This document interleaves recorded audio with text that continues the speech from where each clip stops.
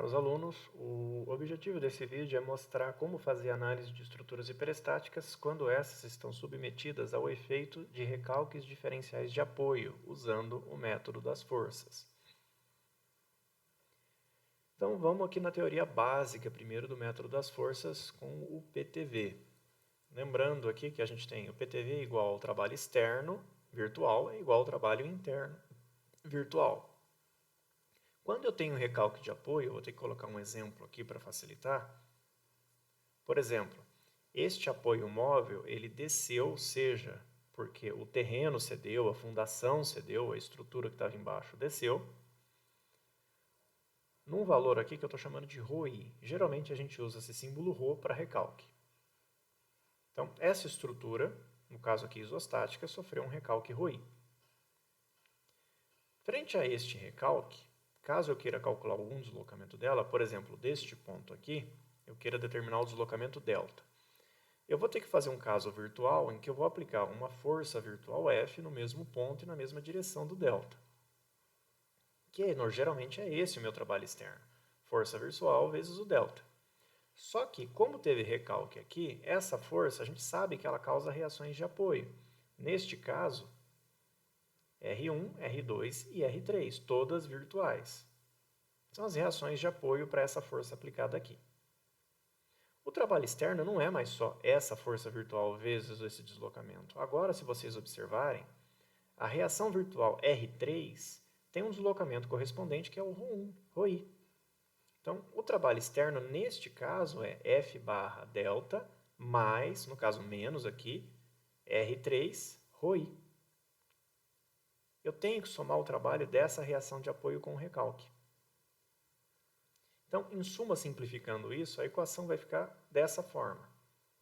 Então, o trabalho externo pode ser força virtual vezes o deslocamento que eu quero calcular, isso não muda, mais essa fórmula geral, que seria somar para todas as reações da reação 1 até a última reação, que eu estou chamando de NR, nesse caso o NR seria 3 aqui, o trabalho causado pelos recalques virtuais com o recalque, pelas reações virtuais com os recalques que eu tenho.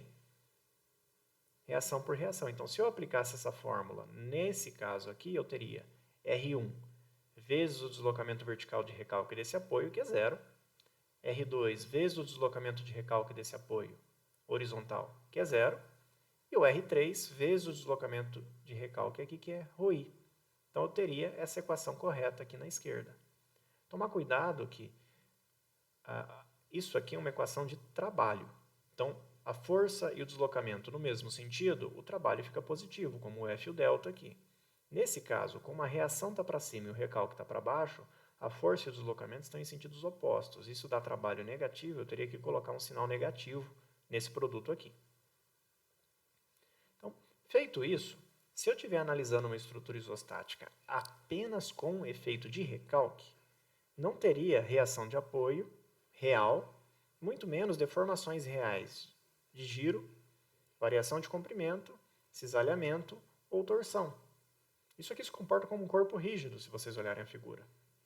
Então, eu poderia remover todos esses 4 termos de integral do trabalho interno e dizer que o trabalho externo vai ser igual a zero. Aplicando a força unitária aqui no lugar de F, eu tenho essa equação. E se eu pegar esse somatório das reações vezes o recalque e passar para o lado direito, como ele está positivo aqui, ele vai com um sinal negativo para o outro lado. Essa equação bem simples. Como geralmente a gente vai aplicar isso em conjunto com a tabela de Kurt-Bayer para levar em consideração deformação por momento fletor, a tabela de Kurt-Bayer não dá delta, ela dá EIC delta. Então eu tenho que multiplicar essa expressão por EIC, obtendo essa daqui. Dessa forma, eu posso somar aqui o termo de deformação para momento, o termo de deformação para temperatura, o termo de deformação para força normal e assim por diante. Mas essa é a expressão que eu preciso usar para considerar recalque pelo PTV e aplicar isso no método das forças. Então, antes da gente ir para um exercício, vamos fazer um comparativo. Efeito de recalque, estrutura isostática e hiperestática. Nas duas, o recalque é um deslocamento, então eu vou causar deslocamentos nas duas estruturas. Só que na isostática, como ela só tem a vinculação necessária para se manter de pé, não vai causar reação de apoio. Ela tem liberdade para sofrer um deslocamento, desde que ele seja pequeno, e não alterar suas reações de apoio. Na hiperestática, como ela tem mais vínculos do que eu preciso para manter a estrutura estável, provavelmente algum vínculo vai tentar impedir esse deslocamento de recalque, que causa o surgimento de reações de apoio. Como aqui tem reação de apoio e aqui não, na estrutura isostática, o recalque não causa esforço interno, ou seja, não causa momento, cortante, nem normal, nem torção. Já na estrutura hiperestática, o recalque de apoio pode causar esforços internos, como momento, cortante, normal e torção. Então, a importância disso. Os deslocamentos a gente tem que saber calcular para verificar deslocamentos limites com as normas. Isso vocês vão ver lá nas disciplinas de dimensionamento. E as reações de apoio e os esforços internos, eu preciso saber levantar isso, tanto para fazer dimensionamento de estrutura, quando eu consigo prever o recalque que pode ocorrer, como para fazer uma verificação dessa estrutura, caso não tenha previsto nas ações os recalques, tenham ocorrido algum recalque, eu tenha que fazer a verificação dos cálculos para saber qual que é o nível de segurança dessa estrutura. Então está aí a importância da gente aprender a calcular isso. Tendo isso aqui em mente, vamos para um exemplo. Então, eu estou usando esse pórtico aqui engastado, apoiado fixo aqui. Ele tem 4 metros de altura, 3 metros na horizontal aqui da barra inclinada e 5 metros no vão da viga de seção S2. Esse engaste ele vai sofrer 3 recalques. Imagina que a fundação aqui cedeu. Ele vai descer 2 centímetros, que é o ρV, vai escorregar para a esquerda 1 centímetro, que é o ρH, e vai girar no sentido anti-horário 10 a menos 3 radianos, que é o ρθ. As seções aqui são seção S1, viga inclinada e pilar, 25.000 kNm², e a seção S2, que é a viga horizontal, 50.000 kNm². Eu vou desprezar a deformação por cortante normal aqui nos cálculos. Então, verificando inicialmente o grau de hiperestaticidade, o recalque não muda nada. Continua sendo incógnitas menos equações. Eu tenho 3 reações de apoio nesse engaste, 2 reações nesse apoio fixo, eu tenho 5 incógnitas. E como não tem rótulo aqui, só 3 equações de equilíbrio por ser uma estrutura plana, o que dá 2 graus de hiperestaticidade. Tendo esses 2 graus, eu preciso agora de um sistema principal isostático. Lembrando que há infinitas opções. Eu optei por mexer na vinculação do engaste, transformando ele num apoio de segundo gênero. E acrescentar uma rótula nesse nó aqui. Então, eu eliminei 2 vínculos. Como eu tirei a capacidade de resistir ao momento fletor no engaste, aqui eu tenho que devolver isso com o meu hiperestático x1. E aqui o momento fletor desse ponto reaparece como o meu hiperestático x2. As equações de compatibilidade de deslocamento seriam ΔI igual a zero, que é a rotação nesse ponto igual a zero, uma rotação absoluta, e ΔI igual a zero, que é a rotação relativa na rótula igual a zero. Assim, isso é equivalente a isso. Como isso tem 2 graus de hiperestaticidade, tem 3 casos para resolver, o caso 0, o caso 1 e o caso 2. Vamos começar pelo 0.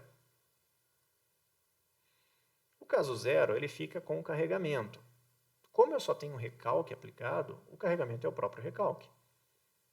Então está aqui a minha estrutura isostática submetida a recalques de apoio. Um cuidado que vocês têm que ter é que eu dei alguns recalques em centímetros.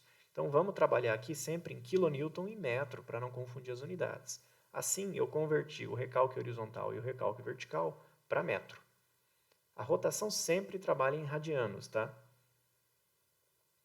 Com isso daqui, se vocês lembrarem o que eu acabei de dizer, é uma estrutura isostática com recalque, ela não vai apresentar reações de apoio e ela não vai apresentar nenhum esforço, muito menos o M0 que eu teria que calcular. Então, o caso 0 é só isso. Basicamente, é revisar os recalques aplicados e ver se a unidade está certa. Feito o caso 0, vamos para o caso 1. No caso 1, a gente vai aplicar o x1 unitário, que está aqui, e resolver fazer o diagrama M1, de momentos M1 disso daqui e calcular as reações de apoio. Muito importante aqui. Mesmo que você consiga traçar o diagrama sem as reações de apoio, todas elas você vai precisar calcular por conta da expressão do recalque no PTV. Então, vamos começar. Se eu fizer o somatório dos momentos nesse ponto igual a zero, eu descubro esta reação vertical de 1/8. Se eu somar as verticais, agora eu descubro essa outra reação vertical. Se eu fizer o momento nessa rótula aqui, olhando para a esquerda, eu descubro a reação horizontal aqui. E por soma das horizontais, eu vou descobrir a reação horizontal aqui. Tendo as reações de apoio, a gente consegue traçar o diagrama de momentos dessa estrutura. Lembrando aí que vocês podem pausar o vídeo, fazer o diagrama e depois voltar para verificar, tá? Então vamos começar. Aqui eu tenho um momento de 1, tracionando em cima da barra, e na rótula aqui eu tenho 0. O diagrama vai linear. Aqui eu tenho um momento 0, e aqui nesse nó eu tenho que descobrir. Então, se eu fizer uma seção aqui e olhar para baixo, eu tenho apenas essa força horizontal vezes esse braço de alavanca tracionando dentro. Ou seja, 5/32 vezes 4, que dá um momento de 5/8 aqui. Como só tem duas barras chegando nesse nó, esses 5/8 e esses 5/8 são iguais. Os dois tracionando dentro. Então, aqui eu venho de 0 a 5/8, linear. E aqui eu venho de 5/8 até aqui que vale 0. E eu já tenho meu momento, meu diagramas de momento, M1. Feito o caso 1, a gente tem que montar agora o caso 2, que é bem similar. Então, vou limpar aqui o desenho, trazer o caso 2, em que eu aplico o x2 unitário, que está aqui. E começar calculando as reações de apoio. Então, sugiro que pausem o vídeo, calculem as reações de apoio e façam um diagrama de momentos, e retomem agora para a gente conferir. Então, vamos lá. Vocês devem ter feito soma dos momentos aqui para descobrir a reação vertical do outro apoio, que vale 0. A soma das verticais me dá essa reação agora. Se eu fizer a soma dos momentos em relação a essa rótula pela esquerda, eu descubro a reação horizontal do apoio esquerdo. E se eu quiser fazer soma dos momentos nessa rótula olhando pela direita, eu descubro essa ou pela soma das horizontais mesmo, que nesse caso fica mais fácil agora. Tendo as reações, a gente traça o diagrama de momentos. Então, o momento aqui é 0, e aqui, a esquerda e a direita da rótula é 1 tracionando dentro. Então, vai de 0 até 1. E aqui de 1 até o valor que vai ter aqui. Para achar o momento desse nó, eu vou colocar uma seção e olhar para baixo, que é mais fácil. O momento aqui é 1/4 vezes o braço de alavanca, que é 4. Vale 1, pelo sentido tracionando dentro. Então, aqui ele vai de 1 até 1, bem constante. E aqui ele vai de 1 até 0. Esse é o diagrama M2. Agora que eu tenho os 3 casos resolvidos, a gente vai ter que simplesmente fazer mais algumas.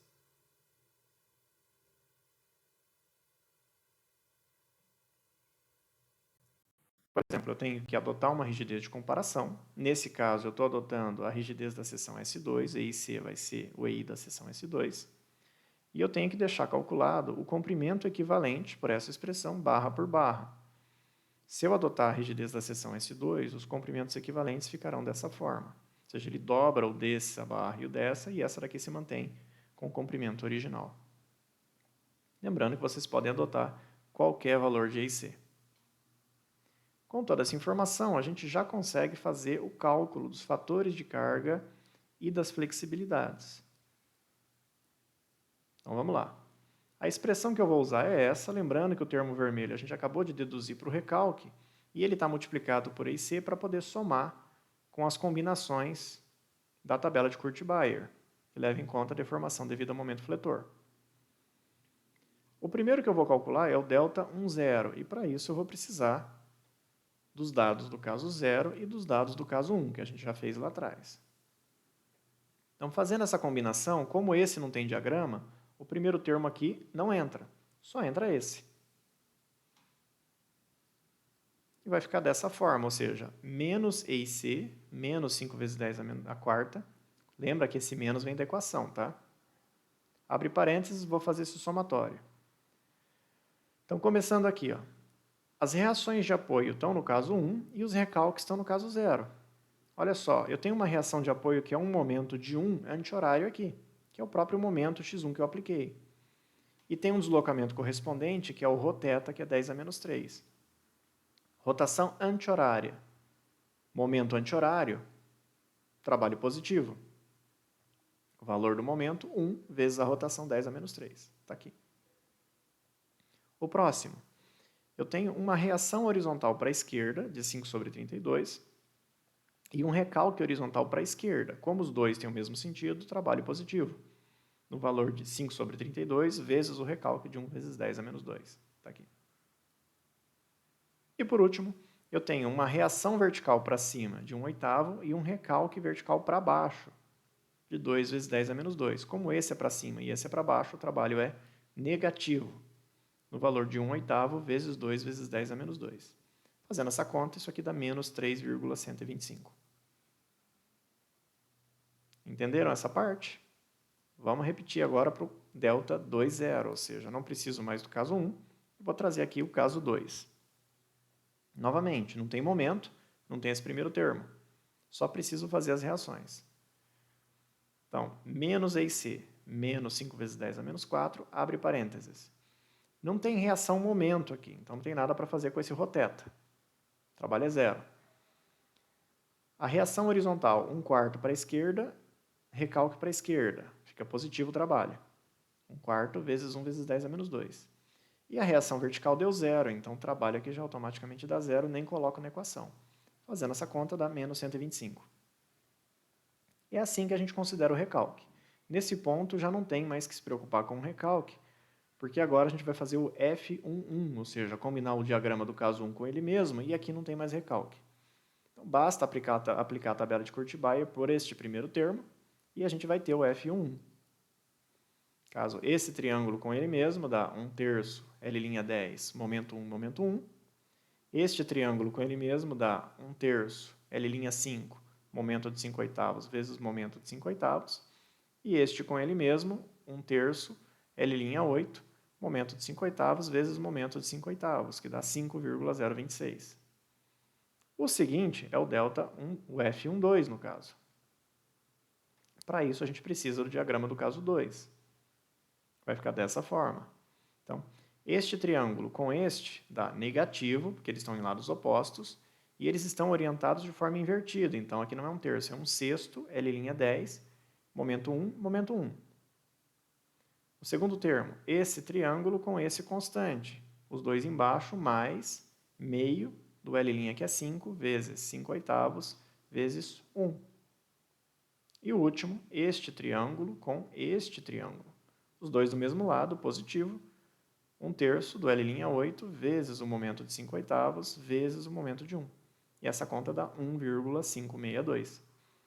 E o último que a gente precisa é o F22, então não preciso mais do caso 1 aqui. Só combinar este com ele mesmo. Então, este triângulo com ele mesmo vai dar mais 1/3 do L'10 vezes 1 vezes 1. Esse constante com ele mesmo dá o L'5 vezes 1 vezes 1. E este triângulo com ele mesmo dá 1/3 do L', que é 8, vezes 1 vezes 1. Essa conta dá 11.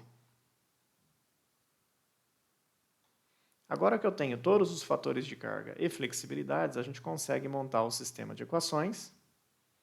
Só substituir os valores e resolver esse sistema de duas equações, duas incógnitas, obtendo um x1 de menos 3,044 kNm e um x2 de 11,80 kNm. Isso aqui vocês resolvem da forma como acharem mais fácil, tá? Vocês passaram em álgebra linear, então acredito que devam saber fazer isso. Tendo os hiperestáticos, a gente pode fazer uma superposição de efeitos tradicional, ou seja, eu somo o caso 0 com o 1x1 e o 2x2, só lembrando que não tem nada no caso 0, porque não tem nem reação de apoio nem diagrama, então basta fazer E1x1 mais E2x2 e você tem reação de apoio, momento fletor e qualquer outro esforço que você tenha calculado. Então, colocando no nosso sistema principal aqui, o x1 deu negativo, então eu tinha arbitrado o momento x1 anti-horário. Agora eu vou colocar ele horário para corrigir o sinal. O x2 deu positivo, então mantenho aqui a convenção do momento tracionando embaixo da viga. E tanto faz você calcular por equilíbrio as 4 reações que estão faltando, como por superposição de efeitos com essa equação. Vocês devem chegar nesses valores aí. Com esse esquema aqui, agora a gente consegue traçar os diagramas de momento cortante normal. Então, eu vou limpar o desenho deixar só ele destacado aqui, as informações que a gente precisa. E com isso vocês vão obter esse diagrama de momentos, ou seja, ele vai de 3,05 a 11,80, de 11,80 a 9,89 e de 9,89 a 0. Vão obter esse diagrama de cortante. A única dificuldade no cortante é a barra inclinada, tá? Você precisa pegar essa força e decompor na direção perpendicular à barra. Vocês vão achar 1,75. E vão obter esse diagrama de força normal. Novamente, para achar a normal dessa barra inclinada, tem que pegar essa força e decompor na direção paralela à barra aqui, que dá 1,79. Bem, recalque de apoio é dessa forma, não tem como complicar isso aqui mais. Espero que esse exercício resolvido possa ajudar vocês com outros exercícios de lista. E até mais.